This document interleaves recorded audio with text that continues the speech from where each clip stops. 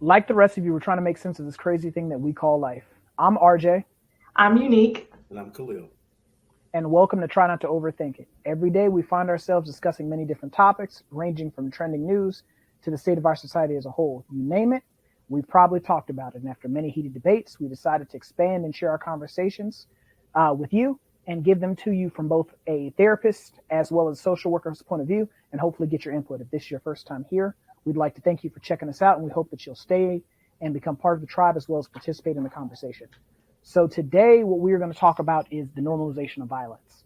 In the last, I'd say about 100 or so years, you've seen violence, just steadily uptick, where you've seen an increase of, shooting situations, mass shootings, assaults, rapes, murders, molestations, because we just don't value each other.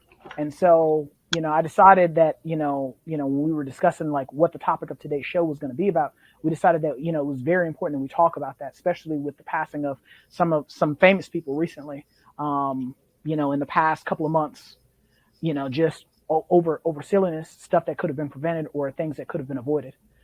So I'll start us off. So for me, this is a topic that's very important to me as a person, just personally. I've had family members that I've lost through gun violence. I had a cousin when I was in high school, lost his life, gun violence. He was my first cousin. And then his son, who is my second cousin, ended up losing his life to gun violence back in July. And so for me, being a therapist and interacting with people every single day, like I place a value on everyone that I come in contact with.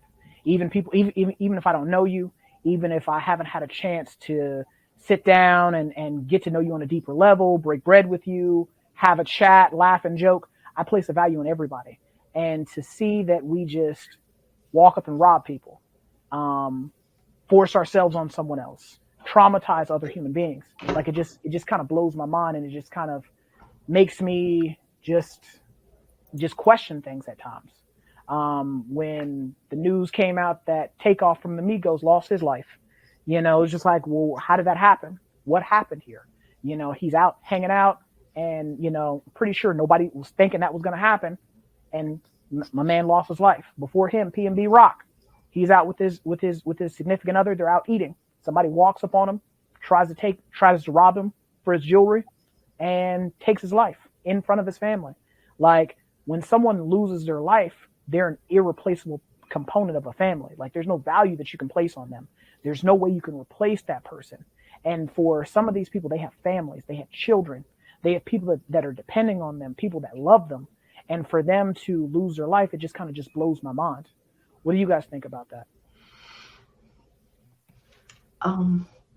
So I know this is not a biblical podcast, but I am a believer. And so my thoughts about this, that, this is not a surprise that people would feel this way. This might get edited out, but I'm going to say it anyway. In 2 Timothy 3, it does say, but understand this, that in the last days, there will come times of difficulty. For people will be lovers of self, lovers of money, proud, arrogant, abusive, disobedient to their parent, ungrateful, unholy, heartless, unappeasable, slanderous, without self-control, brutal, not loving good, treacherous, reckless, swollen with conceit, lovers of pleasures rather than God. And I mean, without, like I said, this turning into a Bible study, I think we see all of those things. It doesn't take being a believer in anything. The longer the world is in existence, the more people only want to focus on self, only my will, my way, my system of thought is the best. And we've talked about it on this platform before. Community is the key.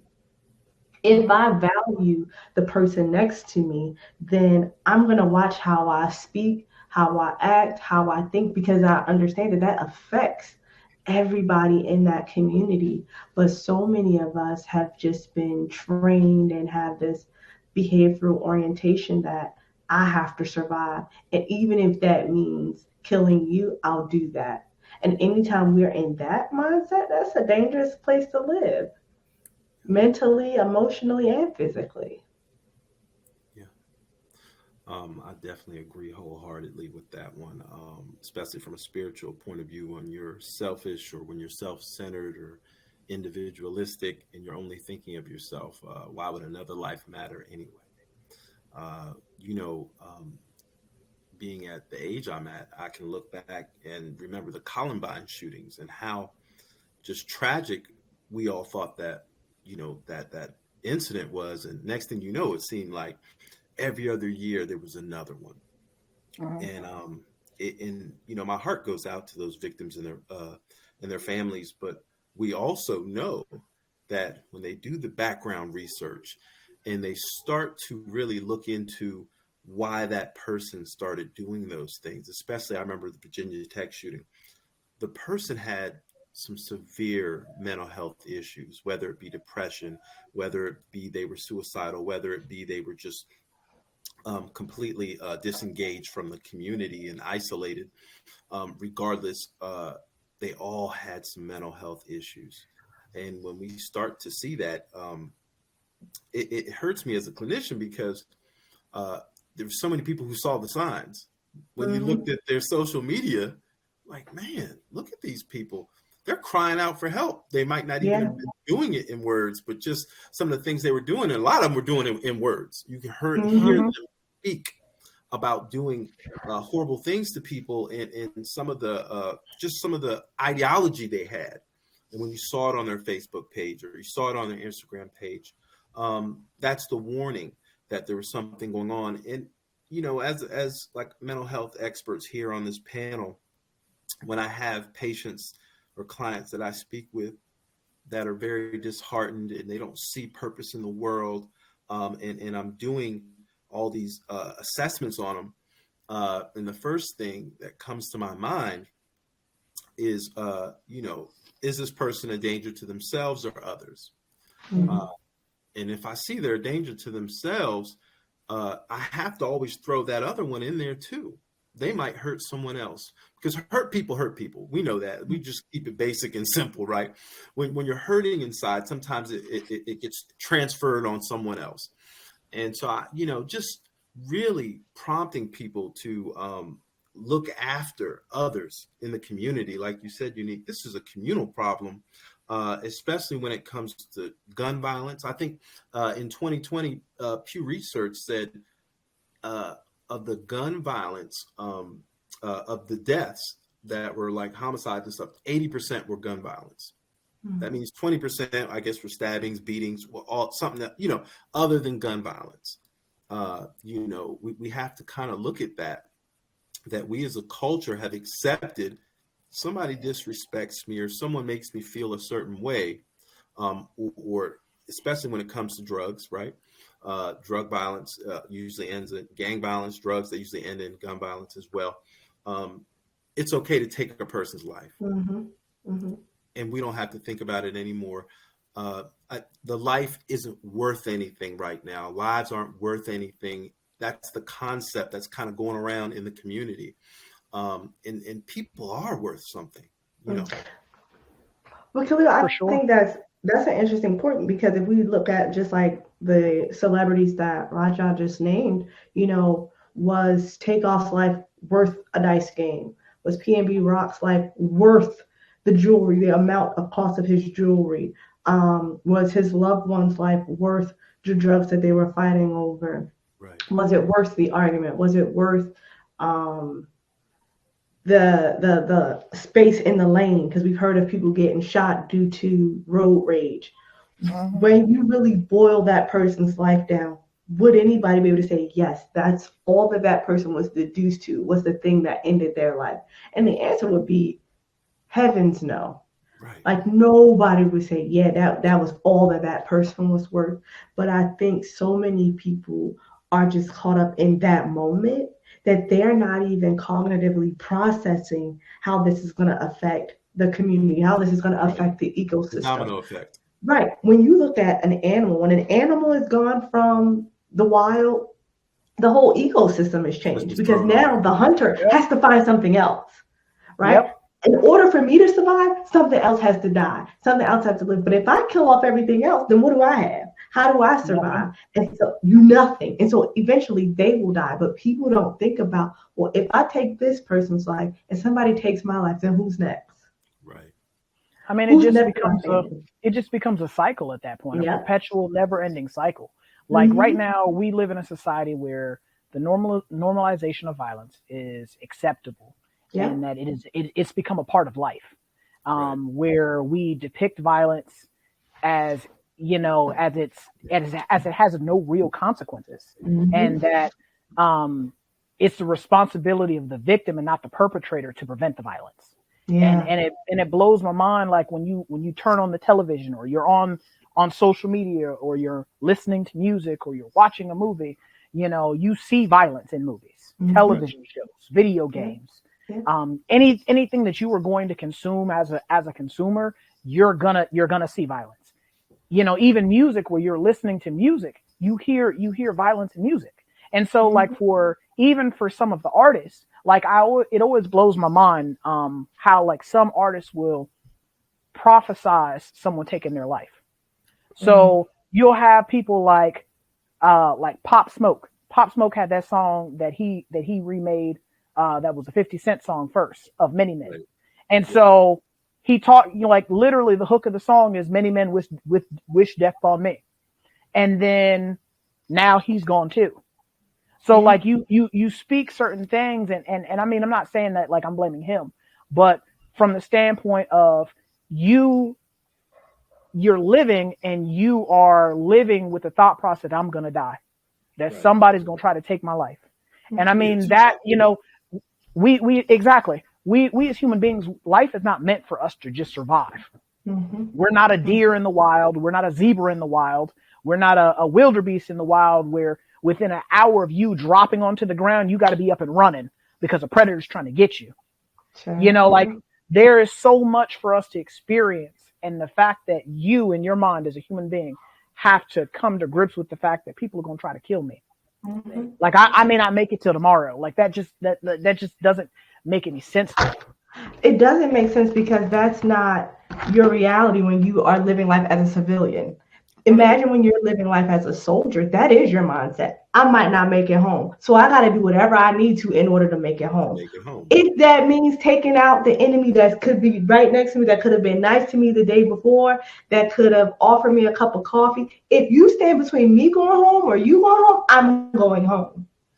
I was talking to my little cousin. I think I've talked about him before on this podcast, and he had that mindset. I'm going to take out whoever I need to so I can make it home. It don't matter who it is. I was just like, but where's your loyalty? He said, my loyalty is with myself. That's who I'm loyal to, me. And anybody can get it. So when you grow up in that environment, and when you don't have those structures in the home, a father, those male figures, again, it's so much wrapped into the community. When your community is flawed, and the people who are guiding your decision making is saying, yo, you got to get it how you live it, and your music is guiding you, your physical influences are guiding you, and that's all they're teaching you is survival, that does become your mental framework. When that frontal lobe is developing, you develop with that survival mindset where I have to eat or be eaten. I have to take or be taken advantage of. And so those little kids become adults, and they start to pour that into other people. Look, you either take or be taken advantage of. And so the little kid says, well, I'm going to always be a taker. Ain't nobody taking advantage of me. Or they watch the violence of their loved ones and they say, nah, they shot my daddy. I'm not getting shot that way. I'm going to be a shooter now. I'm going to be a killer. I'm going to be a robber because they robbed my family. I saw what drugs did to my mama. So they were selling, somebody sold drugs to my mother. I'm not going to take them, but I'm going to sell them because nobody's destroying my house. I'm going to own the drugs now. I'm going to sell them. And so that mindset, so that unhealthy mindset is passed down from generation to generation to generation until somebody stands up and says, this far and no further. No longer will my community be affected by this sort of just devastation, man. Self-destruction. Saying that enough is enough. Destruction. Enough is enough. Right. Look back in the day. It's so funny you use that title. that was actually a title to a song where all these rappers got together in the early 90s. They made a song called Self-Destruction, and they talked about the community and what needed to be changed in order that we wouldn't be killing each other over drugs and gang violence and stuff like that. Everybody, it was East Coast, West Coast, and they all came together and they talked about it. I wish some of the younger kids would go download or just watch that video on YouTube so you can see how hip hop originally came together. We were trying to get the communities together to stop this gun violence. I have a quick story. In my younger days, I was in DC jail and I was waiting for court. I'm not even get to reason why I was at jail. I was say, is that the story? Because we need that story that people need to know. The reasons why. But so I'm waiting for court, and this really is what woke me up in my life. You know what I'm saying? Because I was younger, my mind, it's about 15 years ago. So, my mind wasn't right. And I got a wake-up call. We were all waiting for our trials and for them to do the little hearings so we would know how long we had to wait and sit to the next trial. And we got with our public defenders. And so I'm in a cell, like 4 people waiting to go to trial. And so to their hearings. So I go in there and I'm sitting there and I hear some other guys talking, and this young guy's giving his testimony of why he's on trial for murder. And so I'm listening to him. He couldn't be more than 20. And he was so remorseful that it caught my ear. He said, man, I was high off of PCP. I don't even really know what happened, but the dude that's going to testify that I shot, he survived. He said, I don't really know what really happened that day, but I was in a neighborhood that I wasn't supposed to really be in. I was with some other folks, and I thought, this person was a threat to me. And so he was smoking PCP. That's how we do in DC, the dippers. We do that, right? And he was not right. And we know what it does to the brain. And he shot this young man. But like I said, it was self-defense in his mind. Like, this dude is probably going to shoot us first. So I'm going to be a shooter and I'm going to come out shooting first. He said he didn't even know the guy.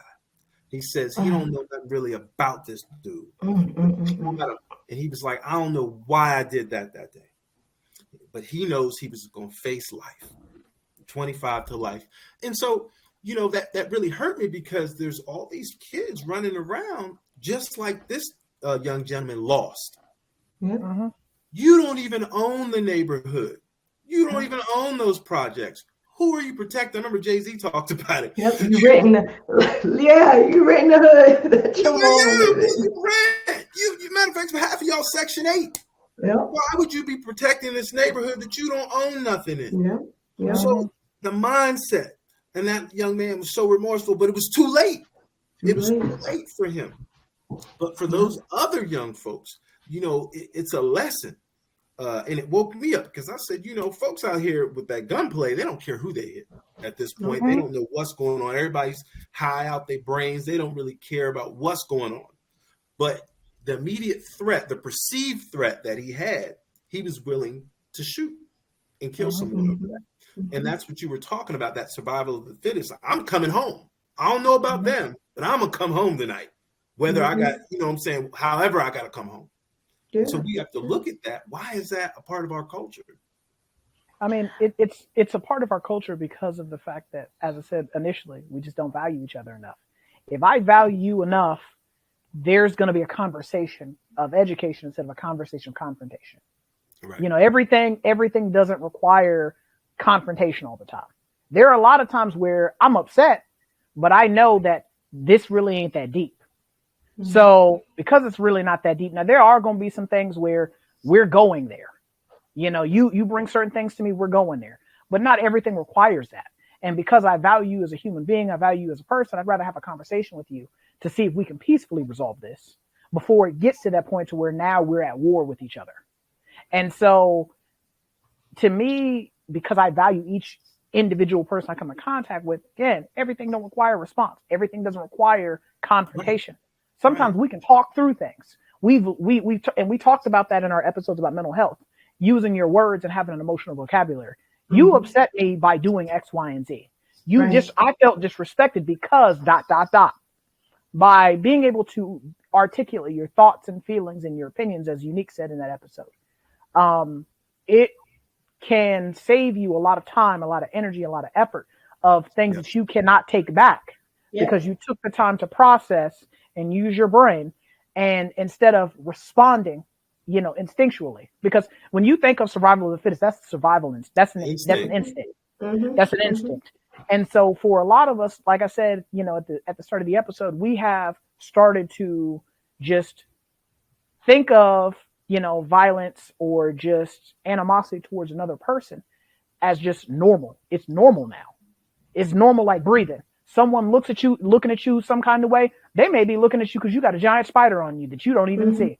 Right. But they staring at me. So they, now I'm about to walk over here and we about to be fighting. Yeah. Or the person bumped into you. They weren't paying attention. They bumped into you. Before they even get a chance to say, my bad, I'm sorry, I apologize. Now we're fighting. And for what? Mm-hmm. Or, in the case of P&B Rock, you're out having a good time with your significant other. Somebody decides that they want what you got. Right. And so instead of going and working a job and earning or doing what he did to get what he has, you throw your whole life away. Because I think the young man that allegedly killed him is not even 18. I think he's like 17. I don't even think he's like 18. Wow. So when they did the whole investigation, it was him. I believe it was, stepdad. Well, the dad drove the car, and then the stepmom was with them. So all three of them in jail. The whole family is dysfunctional. Thinking. So all y'all crashed out over, because when you think of things like customize anything, right? Right. Especially jewelry, for example. Most of our entertainers that we partake of their music, their jewelry is customized for them. Right. So it's one of a kind. Got insurance on it.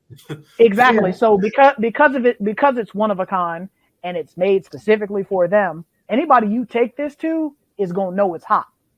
Yeah. So he may have paid $250,000 for this chain and this charm or whatever else that you got off of him.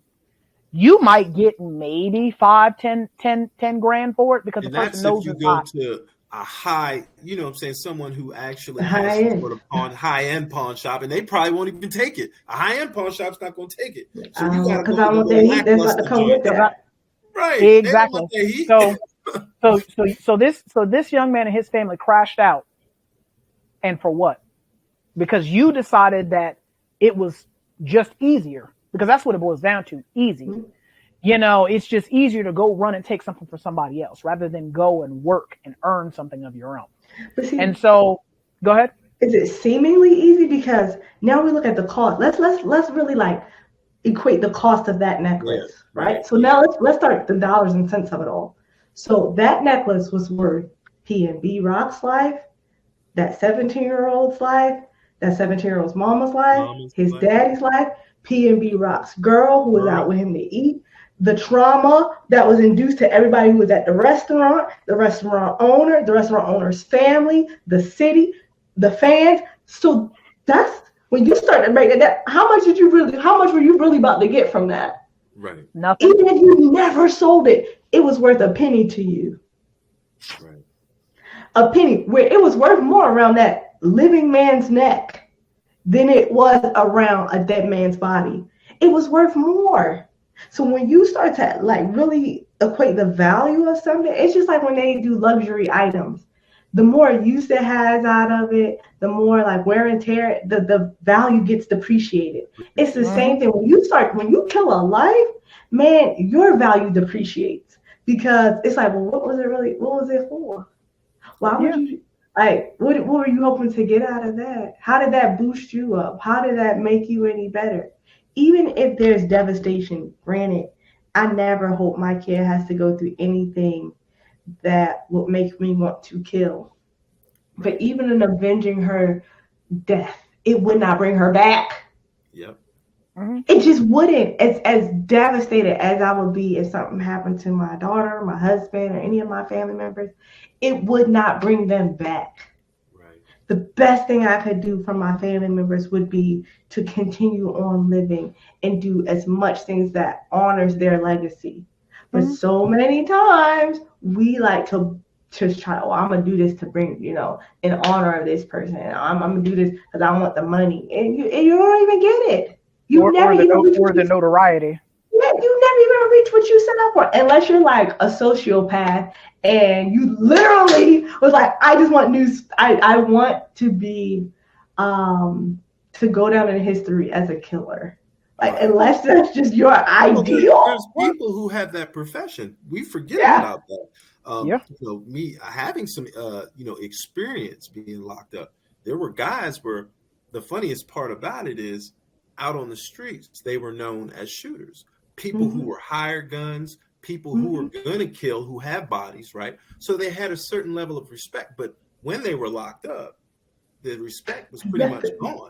Except for like people in your neighborhood or such, you know what I mean? But really, you left wide open. Them guys are butchering folks, you know what I mean? With them kitchen knives and stuff. So you really didn't have the same protection or worth or value. But people find values in a shooter, which is crazy, right? Those sociopaths who like these serial killers who literally they get their kicks and giggles off of killing people. Right. That's not your average person sitting in jail for killing somebody. Because we have glamorized and romanticized what it means to inflict violence upon other people. Right. Where it like Kevin Gates said it best. He's like, most of your rappers that you're listening to don't live the lyrics that they're rapping about. He said, as a person that has watched a soul leave a body in a violent way, he said that does something to you. It does. It does something to you to watch someone's soul violently leave their body. Yeah. He said, so when you hear these young men out here talking about they're gonna kill this person, they're gonna kill that person, they're gonna slide on this person, they're gonna do that. He said they talking about something they've never experienced. Right. And so for me, even like when King Von lost his life a couple of years back, and people were, saying that, Dirk, should slide for him and do all this different stuff. And I'm just like, but it just continues the cycle of violence. Right. It continues the cycle of violence where your friend got killed. So you go kill the people that killed him. They then try to kill you. And then it's just back and forth. And it's just like, at some point in time, somebody's got to say, what am I doing? Why am I doing this? Not even what. Why am I doing employed? We keep detectives employed in hospitals. That's what we do. Yeah. And so like what blows my mind is then even when you see these people go through these criminal cases like YSL and then YFN and other, rap groups or collectives where they get picked up on these RICO charges, these racketeering charges and stuff like that, then you're confused as to how all this came about. And then they're like, oh, well, people telling. No, you're telling on yourself, because we live in a technology age where there is a whole website called Gun Violence Archive where they literally detail numbers every day. They're keeping track of the numbers every single day. And so as of today, there have been 38,522 deaths related to guns. 17,600 have been homicide, murder, unintentional killings related to guns. 20,922 have been related to suicide, and so on and so forth. And so, like, this website keeps track of these numbers, and so it even has a comparison to each year in regards to deaths over the last few years. So, and then the numbers are upticking, and then it even has like the map, and it has dots of where these actual occurrences have occurred, and so you can keep track of where some of the more violent, areas tend to be.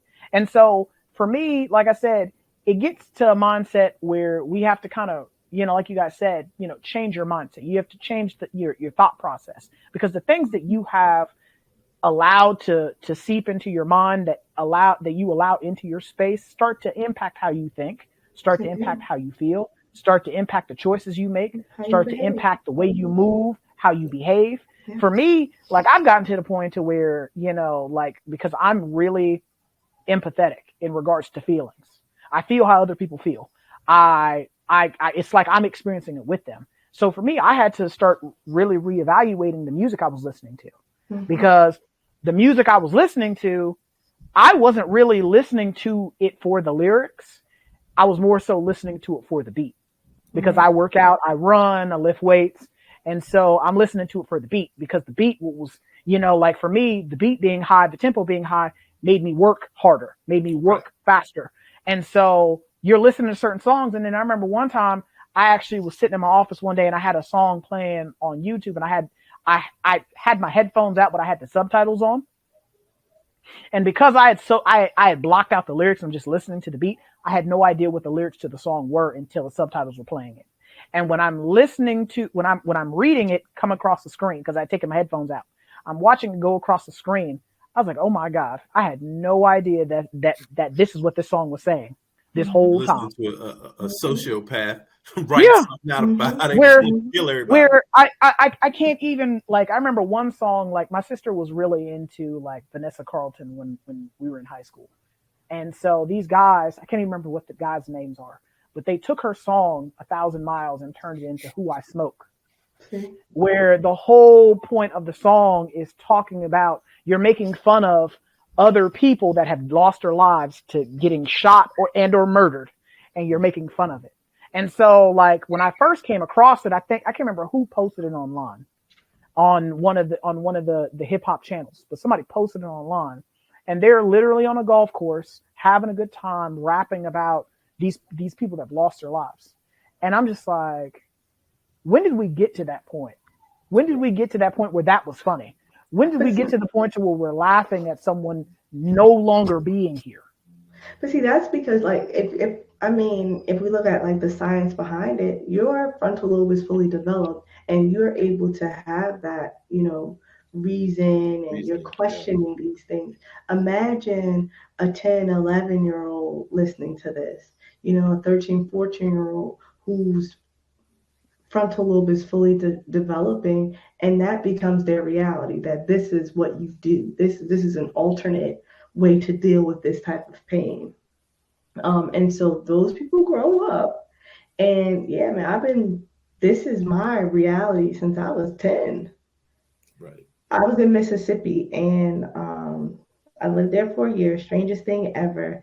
I think Boosie was like the rapper that all of the little boys like. They couldn't read, but they could quote Boosie lyrics line for line. And they would be like, "Cause I'm about to kill this, N-word, and I'm about to do this, I'm about to smoke." I said, "Boy, you can't even read. Right. You don't know the sequential orders of your alphabet." Mm-hmm. But you're able to tell me lyric for lyric. Maybe if you listen to the ABC song as intently, we can get somewhere. Yeah, we get somewhere because you have a good memory, obviously, right? Clearly, nothing's wrong with your recall. Right. Clearly, there's not a cognitive, disconnect there. But at 10, they were able to say how they were going to kill somebody, to recite that line by line. So it was only expected that, okay, by 15, you won't do this, because your ability to reason right from wrong is still developing. So if the only thing you're putting in there is wrong, it's only a matter of time before you commit it. Well, that's on the parents, Unique. That's on the parents. Back to the community. That's why the community. Yep. Right. Yep. Because if the mother allows it, the teacher's not calling it out. I lied to you, and I had it was a group of twins there, and it broke my heart because I was at the Boys and Girls Club. The little girl could read beyond her level. Her twin brother could not. I said, this is not just the parent's problem. If I send my kid to you for 8 hours a day, and you see, I got 2 kids, they got the same last name, the same birth dates. Why is it that my black boy can't read? And as the mother, mother and father, why aren't you up at the school questioning that? Right. Why am our priorities are messed up. Yeah. Our priorities are messed up. I remember one time, like one of my exes, her son was misbehaving in school. Mm-hmm. So the teacher sent home a note about him misbehaving in school. So, you know, me and him are sitting down, we're laughing and joking. And so she's about to whoop him because she got that note. And so I was like, hold on, stop. Let me talk to him real quick. So we're talking. And so I'm like, hey man, you know, like, you know, what happened? And so, you know, he's explaining what happened. And so I recognized that he had difficulties reading. And so because he had difficulties reading, the way that he covered up the difficulties that he had with reading was by laughing and joking and playing around. Because now people are paying attention to the fact that I'm making them laugh, not the fact that I can't read. Right. Or I'm having difficulty reading. So I asked him, I said, hey, read this question, the math question to me, because it was a word problem. He couldn't do it. Or he could, but it was with a lot of difficulty and a lot of help from me, you know, helping him sound this word out. Right. And so I explained to her that's what the issue is right there. The issue is not that he's ill-mannered or misbehaving. The issue is he doesn't want to be embarrassed because he's struggling with reading. But and had so, she taken time to see that, she would have known that. But see, it goes back to the conversations we've had about, you know, two-parent household. When you are trying to co-parent separately, because there's a difference between co-parenting together versus co-parenting separately.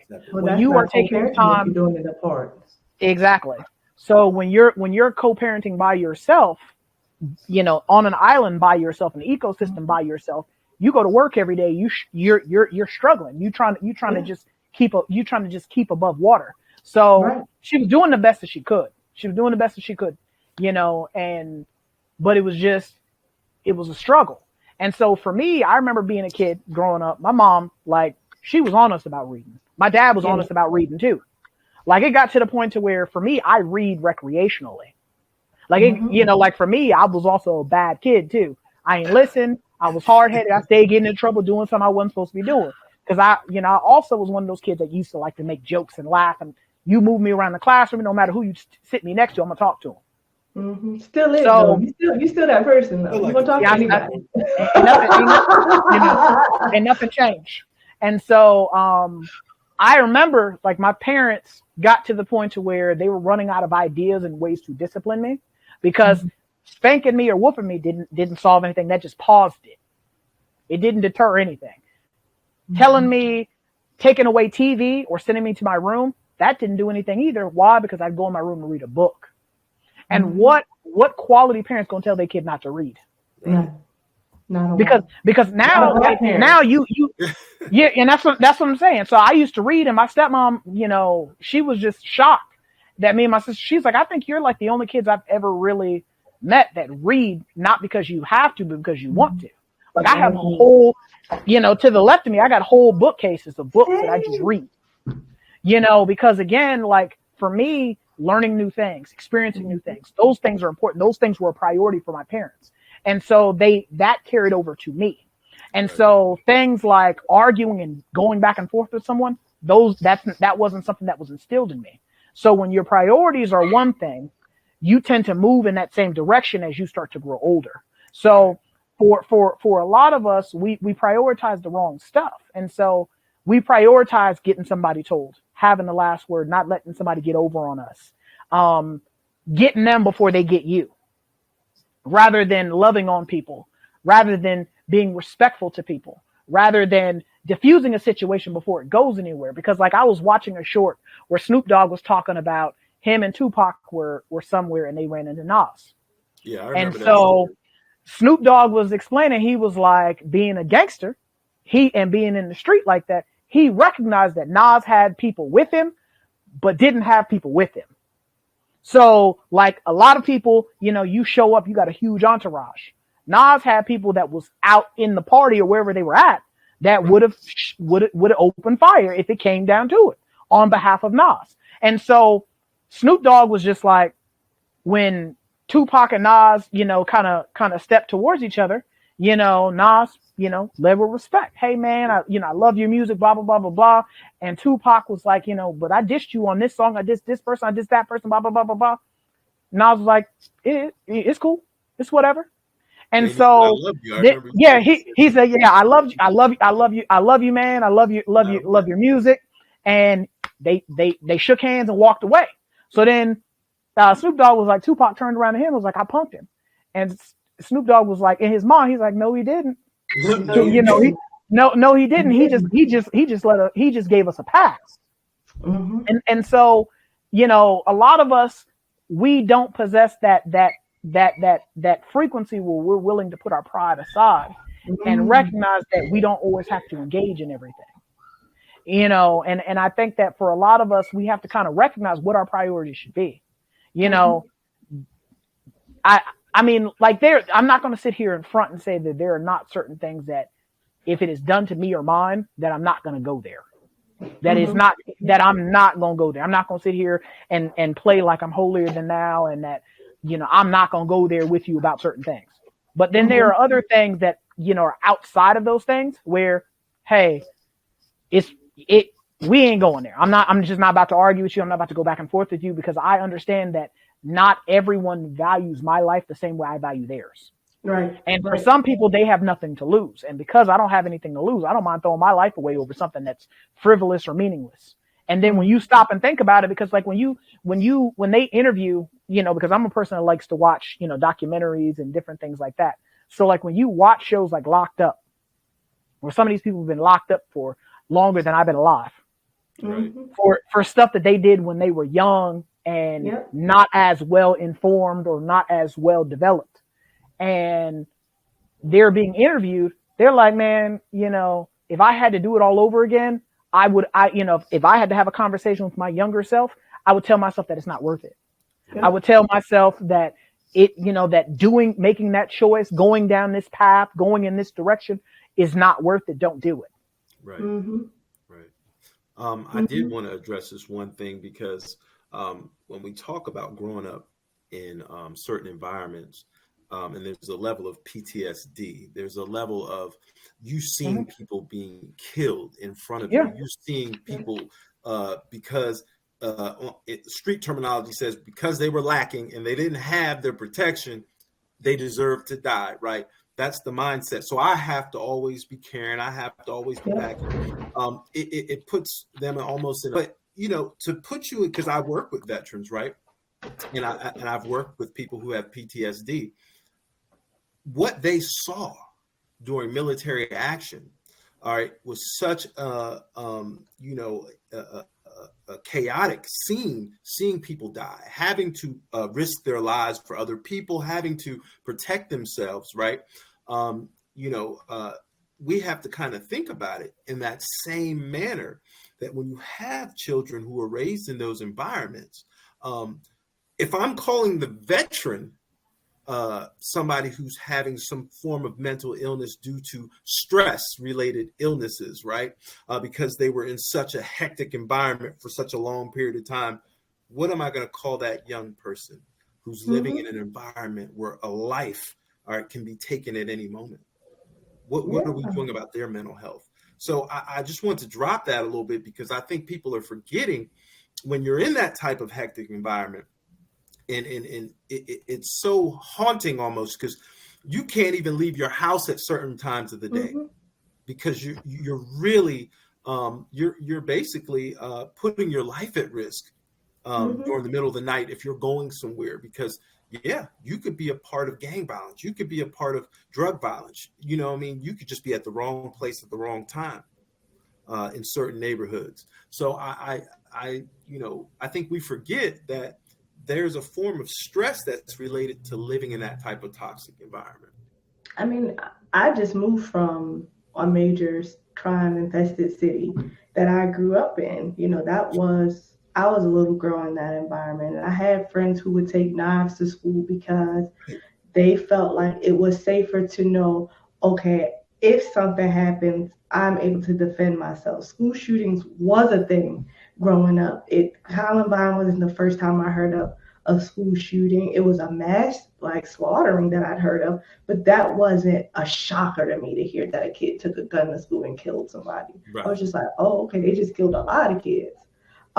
It wasn't surprising to hear that kids were stabbing other kids, killing other kids. That was normal for me as a kid growing up.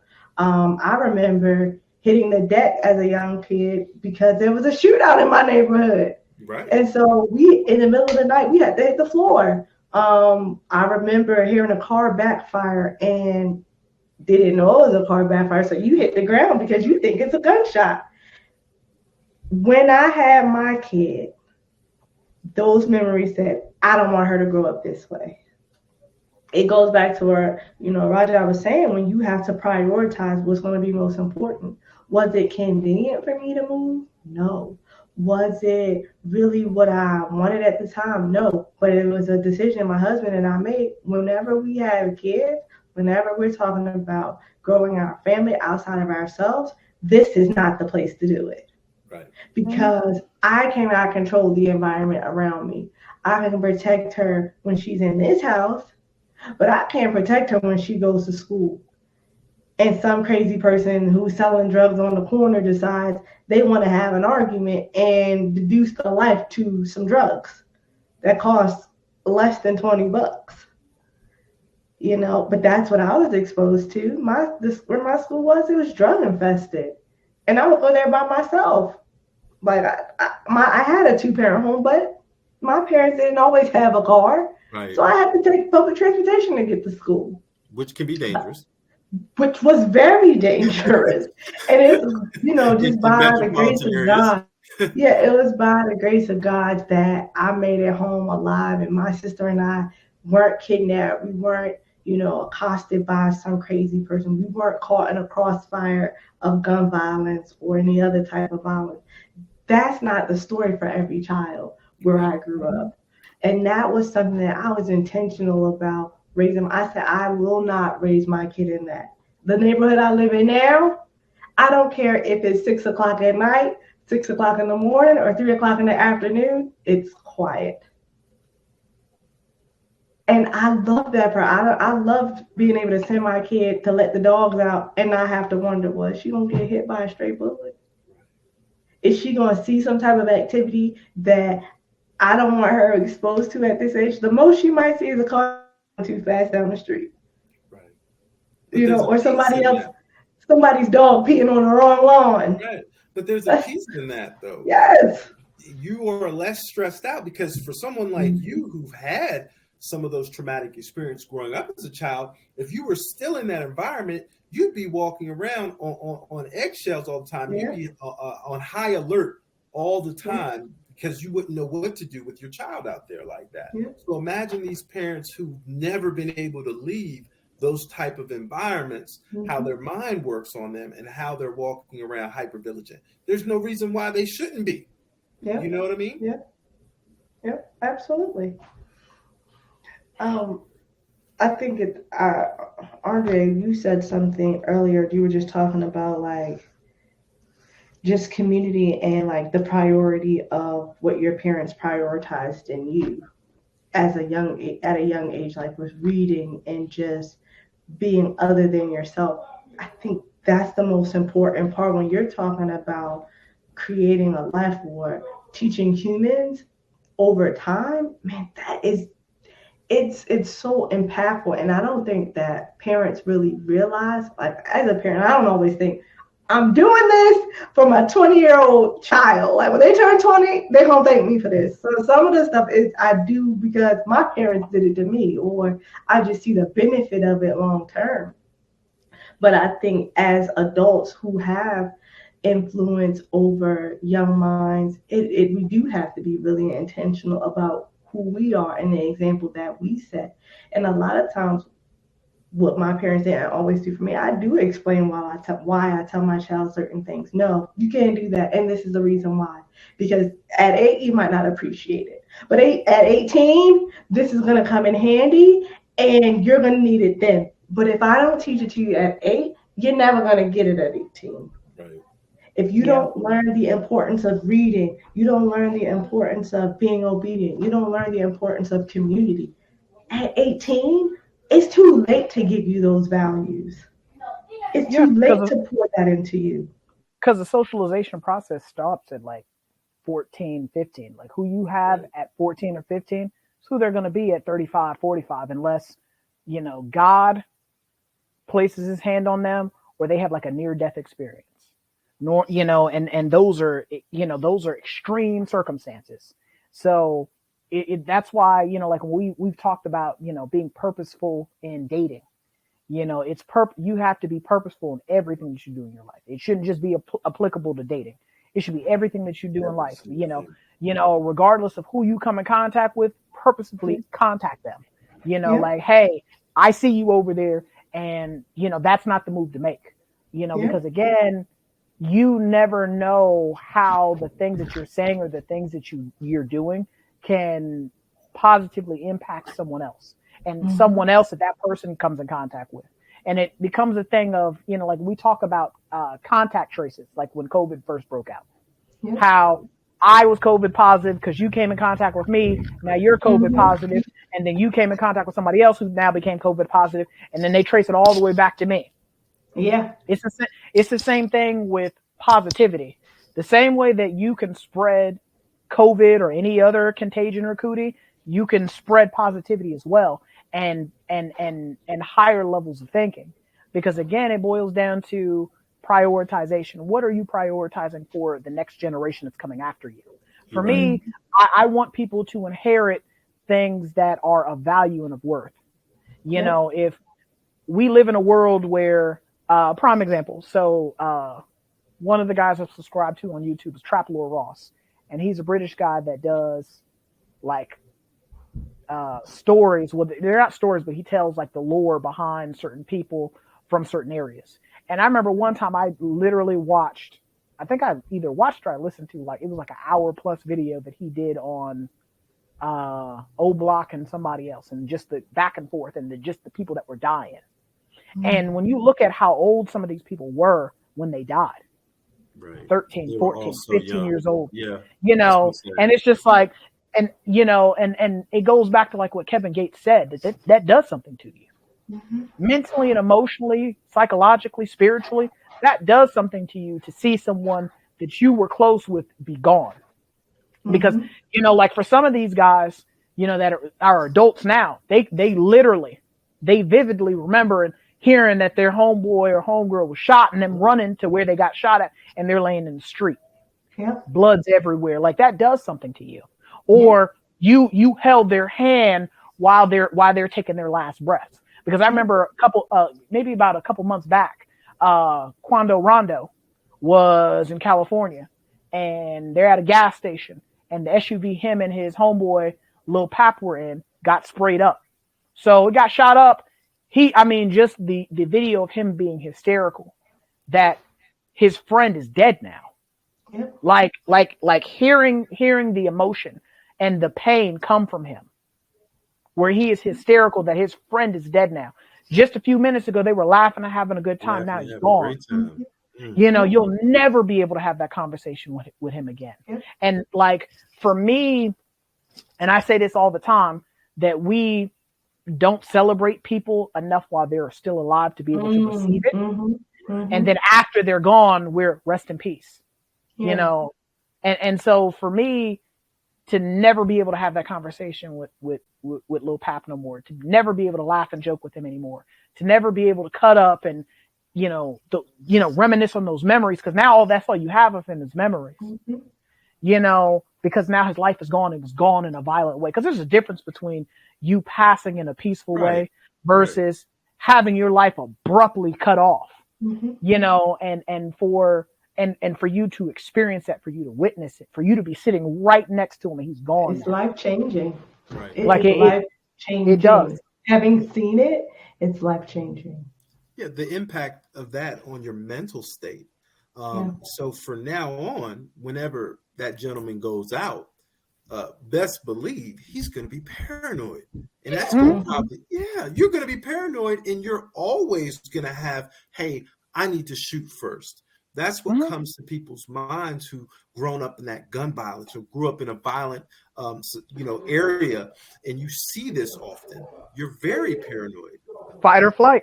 Fight or flight. The autonomic nervous system's going crazy, even if you see something that remotely looks suspicious. Or when you go to a gas station now. How many of us go to a gas station don't think any different? Don't think, oh man, somebody's gonna try to do something to me. So now we live in a day and age where when you go to a gas station, especially for young ladies, when you go to a gas station, you need to keep your head on a swivel at all times. I was about to You say, know, yeah, maybe your privilege, but as a woman, that's not my privilege. I don't have my purse in my hand. mhm. If anything that I have in my hand, it's my cell phone. I make sure my doors are locked. I stand with my back up against my car. Yep, Those are things that I have to do as a woman to feel safe. And I've never been accosted at a gas station, but I don't want to leave exactly. myself open to be accosted or to I be taken advantage of. Even when I I take road trips, I call my husband if I have to stop and go to the bathroom. I remember one time being an undergrad. Well, no, it wasn't an undergrad. It was in graduate school. Me and dang, I can't think of what his name is. I could see his face. I can't think of his name. We were out, and a dude tried to stick us up. Mm. He tried to stick us up. It wasn't with no gun. It was with a knife. He tried to stick us up, but me, dude put the beats to him, and Mhm. so, but in that moment, like it was just the fact that I'm minding my own business. Mm. We're laughing and joking. We walking out of a store and you pull a knife out on us, Yeah. and it's just a situation of you felt so entitled to have what I have that you're gonna take from me what I work for. Mhm. And so for me now, I don't carry cash on me. Yeah. I don't carry cash on me. Completely all cards. You gonna have you can have it because as soon as you get out of I said I'm I'm gonna not deactivate playing. that card. Right. I'm deactivating it. Deactivating the card. Deactivating it. So now for me, I'm very good at remembering faces. I can remember Mhm. details. What you had on, how tall you were, about what you weighed. Because please understand, I'm cooperating with the police Yeah. because But see, I'm a tax-paying American. I ain't what bothering you nobody. talking about, when I say my childhood, those were things that I learned at 4 and 5. I Right. could tell you what my mother had on from the top of her head down to her shoe, what time she left work and where she worked. At like young, 3, 4, I'm in preschool, able to regurgitate this stuff because I lived in an environment where that was necessary. Right. You Hmm. gotta remember what the person left home in. You gotta know where they was going.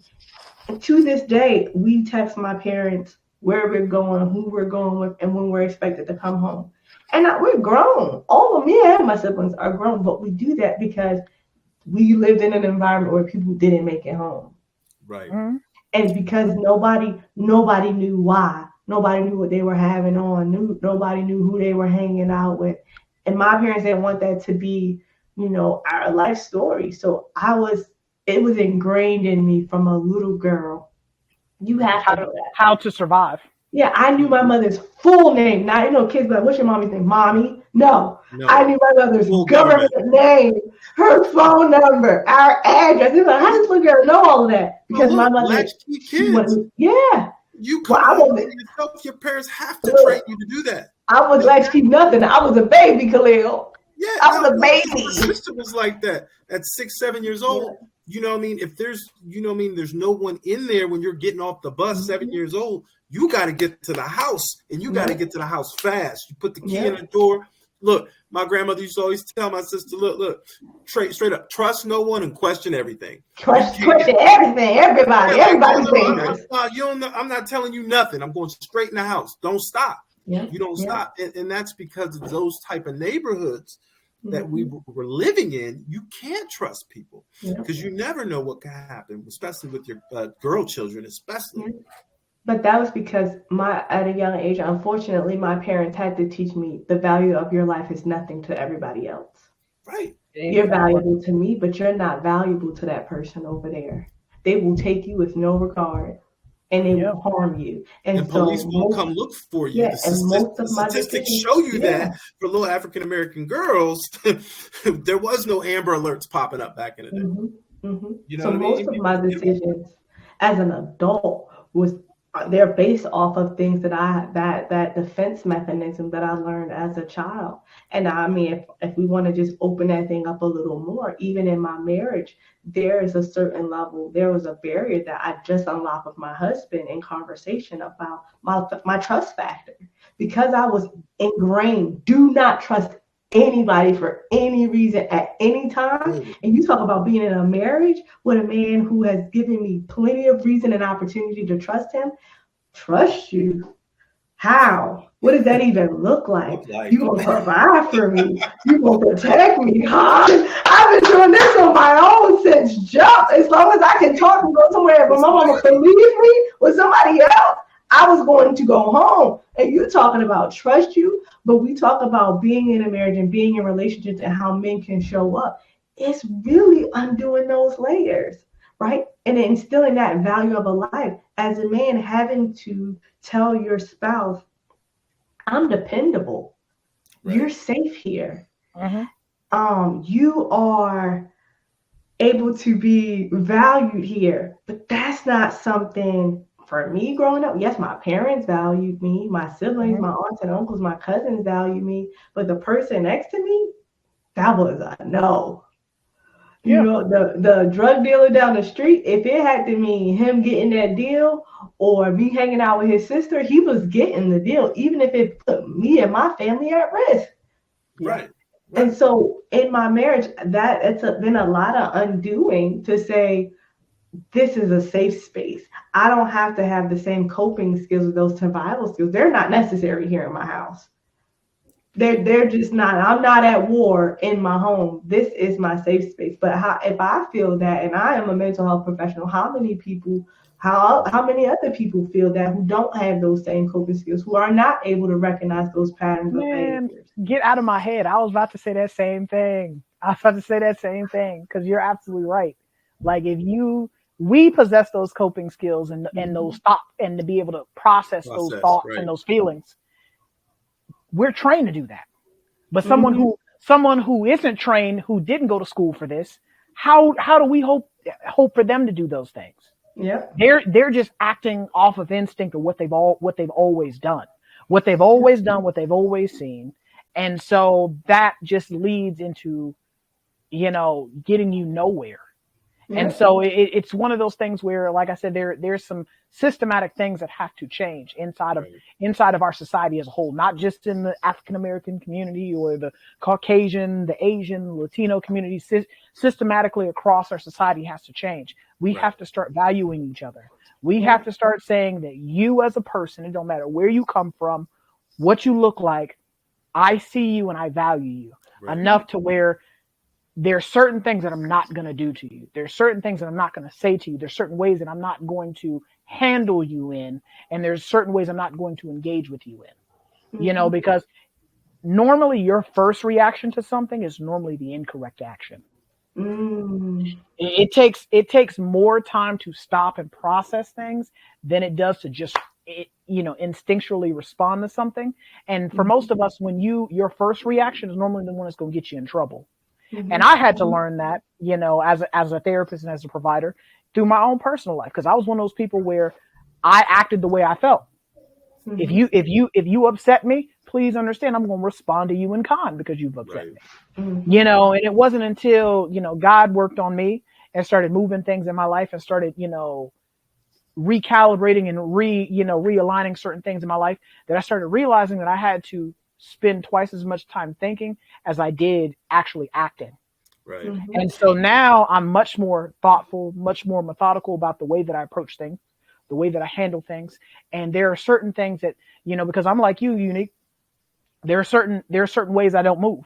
There are certain ways that I don't go, certain places I don't go, especially after a certain time, because I'm always, calculating the danger factor. Exactly. It's just ingrained in you where you're doing subconsciously, you're calculating the risk factor, or, you're doing some sort of decision making regarding, am I possibly going to be facing danger if I go over here, or if I go this place, mm-hmm. or if what? I'll just get gas in the morning. Yeah, I ain't going to chance it. Right. Ooh, I ain't going to chance it. Yes. Look, the funniest thing that you say that, right? Because I used to always say that to my current wife when she was my girlfriend a few years back. I said, why are you stopping to get gas at night? Why are you doing that? Because in my mind, you don't do that, right? When coming from a metropolitan area, DC area, I'm not doing that. DC, Maryland, Virginia, we don't do that at night. Once 10 o'clock comes, you don't go in certain areas. I'm at home. But I'm going back to what y'all were saying. A lot of people operate off that instinct, which is the primitive brain, right? It's the oldest part of our brain, right? And how do you get people out of that? And I want to give some clinical advice. The only way to get out of that, especially after you've experienced all that type of trauma, I told you, working with the veterans, is I want to get people to stay present in the moment. Mm-hmm. How do we do that? Every experience is a new experience. We can't equate the past with what's happening in the present. Ooh, mind your business, Khalil. Mind your business. So, but that's the way to get past those types of feelings, because we all want to operate off instinct, but instinct is what had me out here killing, robbing, stealing. Yeah, You get what I'm saying? Because I'm operating in crisis mode, like that autonomic nervous system is telling me fight or flight. What am I going to do next? Yeah, I can't operate like that and actually have a successful life. If you throw me in the wild, I'll be successful. Right? I'm not a wild animal. That's I'm true. not an animal. I'm a human being. So I can't live like that all day long. You can't. You'll go and you're gonna have an early death anyway, because if you operate in your autonomic nervous system all the time, man, your anxiety rate is through the roof. You're gonna die early. I'm just letting you know. That's it. Yeah. I think y'all both hit the nails on the head. And I say this often in therapy. I tell my clients it's a difference between reaction and response. A reaction is instinctual. You're gonna do that. If I put my finger close to my eye, it's going to blink every single time. But a response says, once I recognize that finger is not a harm to me, you do it like quick enough, my eyes just gonna stay open until you get closer beyond what I just experienced, and then it's gonna close again.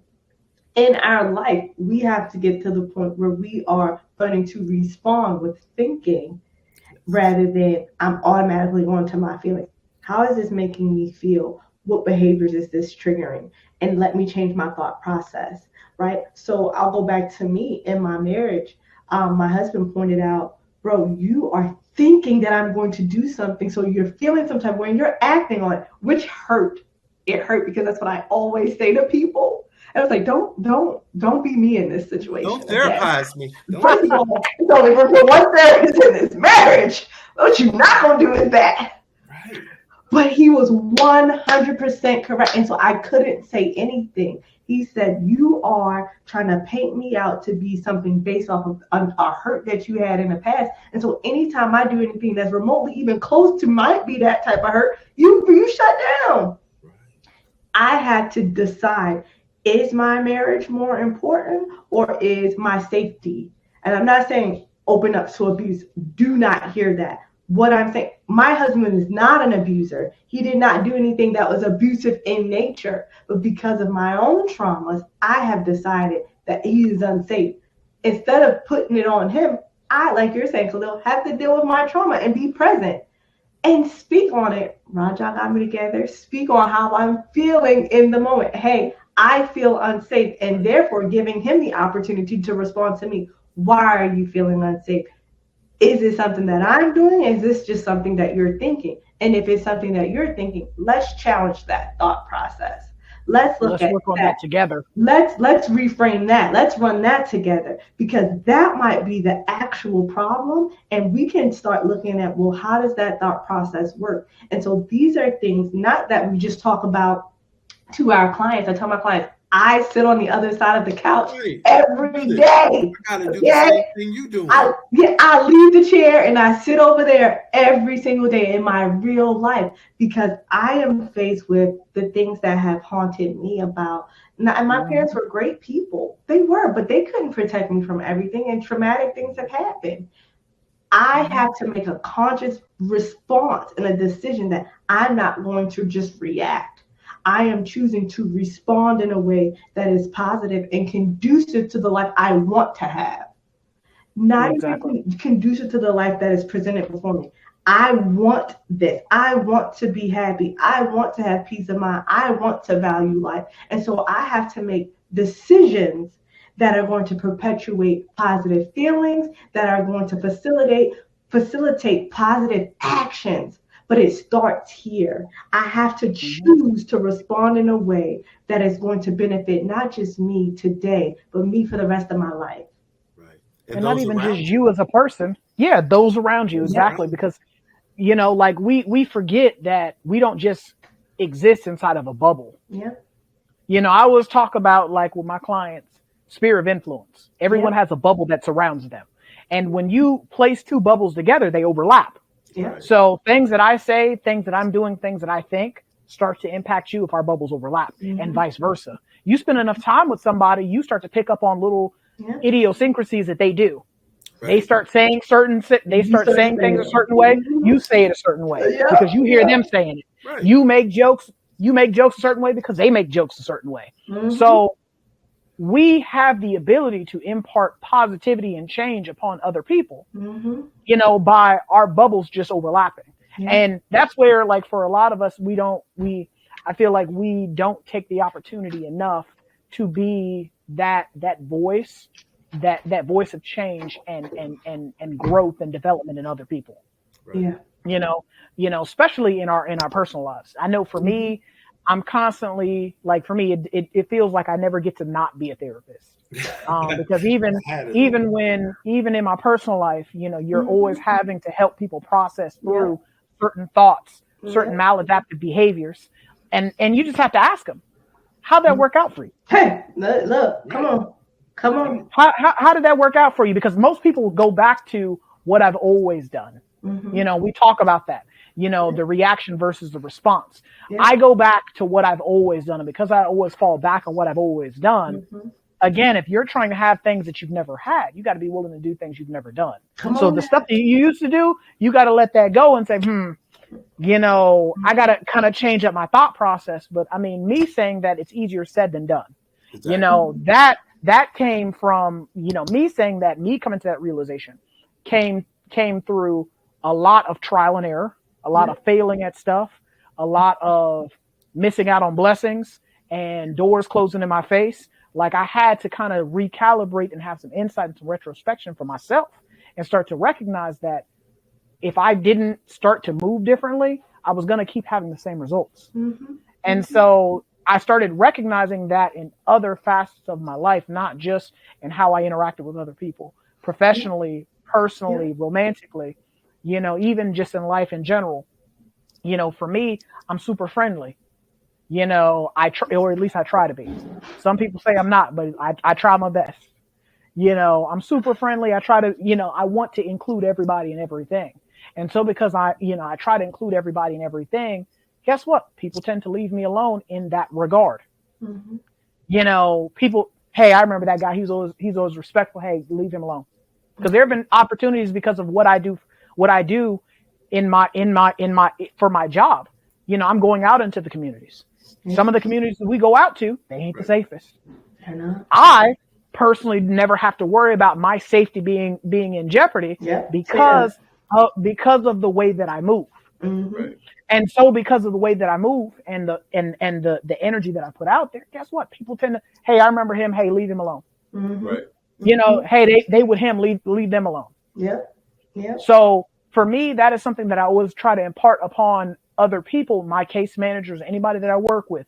What you put into an interaction is a lot of times what you can expect out of it. Get back, right? And we talked about that in the last couple episodes where the start of a conversation. How you start a conversation is pretty much going to be a pretty good indicator of how that conversation go in. And so I never really thought about that until she said that, until I heard her say that. And I'm like, she's right. Yeah. I've recognized that for me as a person, when I have a conversation, I'm interacting with anybody outside of myself. If I lead with respect, people tend to be, even if they weren't respectful initially, they start to recognize they need to auto-correct and dial it back down. Guys, I hate to say this. No, you don't. We are past time. Look. Y'all, he don't hate to say it. No. We always get wrapped up into these conversations, Unique, and it starts to expand, you know what I mean, from the original topic, and then it just gets so juicy towards the end. So what I want to say is, man, that I think people can get a lot out of what was stated here and how to change their mindset, how to change their thinking, how to really redirect the children in the community. Those are all things we talked about today. So with that, man, I want you all to go into closing, because I think everything that happened today was God ordained, and it's been a blessing for me to even be on the show. Oh, yeah. Awesome. For sure. I mean, I definitely second all of what you just said. I mean, because a lot of things, you know, we have to fix this quickly, because even like I said, when you go on the website Gun Violence Archive and you can literally look at the comparative numbers. Men lie, women lie, numbers don't. In the words of Yo Gotti. You know, so he has a whole rap song about that. So when you can look at the statistics and see the numbers go up every single year, and just look at the breakdown. That's just it. The numbers. It's a different thing to talk about. It's another thing to see it. And so when you see the numbers and the statistics associated with just the gun violence, you know, that goes back to our initial topic of how we normalize violence. You know, where it was unheard of for someone to attack someone else just out of nowhere. Now it's just second nature. We pull out our phones and get to recording. Well, I think I'll end on this. For me, it's not something that wasn't done. This has been done as long as humanity has been here, thinking about self over someone else. Yeah, true. It's about realizing the other person does matter. So when you have the opportunity to respect someone else's life, do that. Even if it means I might be uncomfortable, let me extend the hand. Let me go the extra mile to make sure that this person's life feels just as valuable as that of my own. So this is Try Not to Overthink It. Signing out. I'm RJ. I'm Unique. And I'm Khalil. And we will catch you in the next episode.